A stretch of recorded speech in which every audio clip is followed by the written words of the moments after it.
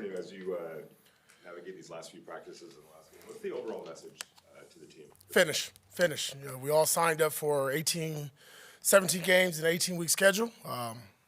We've had a good, really a good month in my opinion, regardless of record. Just seeing the improvement, things that we talked about, and now just great opportunity against a divisional foe that we know very well that we saw in week one to finish.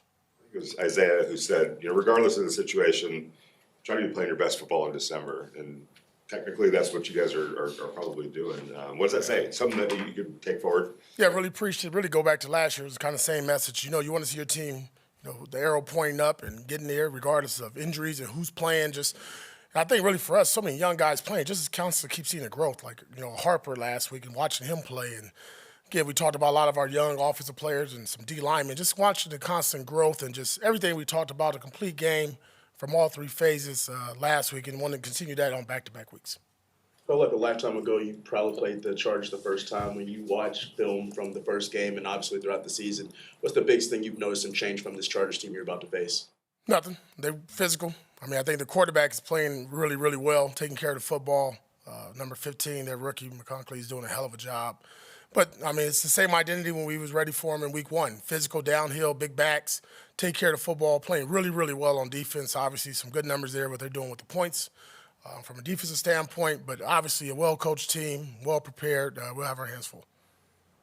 Antonio, just as the season concludes, who are some of the players, whether it's improvement and growth or respond to adversity, that just when you think about this season, they'll stick out to you kind of the most? Yeah, Aiden O'Connell, quarterback, just for what he went through.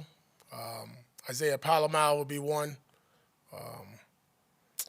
Big Mike, because we lost him for a couple weeks, and I think he bounced back, had a great reception, some good blocks in the game. And then be honest, I got to give credit to some guys that just been consistent each and every game. Robert Spillane. From day one, week one, he's been a really, really good player for us. Trayvon Merritt, another player that stands out that's just been consistent from day one. So those are the ones just the top of my head. You feel like, playing him closer to the line of scrimmage a lot this season, you guys unlocked something with Trayvon throughout the course of the season? Yeah, but he's not really bad in the post. Obviously he has some interceptions there, but just, you see the ability to blitz, the matchups on the back, on the tight end, physical player. I think everything that everybody saw in college now over this 4-year span, you saw in this year combined, just a total effort of what he put together, and it's been really impressive to watch. Antonio, everyone's talked about your players, but what about yourself this season? What have you learned? I know you have one game left, but what have you learned about yourself? Patience, stay with my gut. Those two things.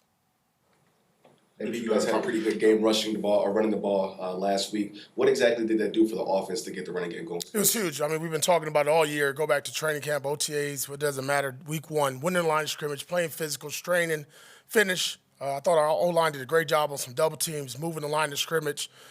Really good by our backs as well. Amir did a hell of a job being patient, cut back, running through tackles and arm tackles. I thought it was on full display. It was really good to see. Need to continue one more week. Mentioned Thomas Harper a minute ago. What have you seen in his growth this year with you guys? Came in, really claimed him from, the Chargers. Saw a guy that was going to help us on special teams, and I think to his credit, just kind of found his niche. Really started on the look team, on the scout team versus offense. You saw him kind of flash and pop out. Thought he made some plays on the ball, and then obviously last week I think he came into fruition. Physical player, smart, tough, plays special teams for us, and if you've been kind of watching his defensively, we put like a little bit more 3 safeties out there, and he's found his role and his niche there. AP, you guys obviously work hard. A lot of teams work hard, put the work in, but how much does luck play a factor in things in terms of your experience? What do you think? How much does luck play a part in terms of success? You put the work in, you work hard. How much does luck play a part in things? You always want luck. You always want the ball to bounce your way. We just wasn't lucky enough this year. That's good. Cool. All right, Happy New Year's, guys. Happy New Year. Happy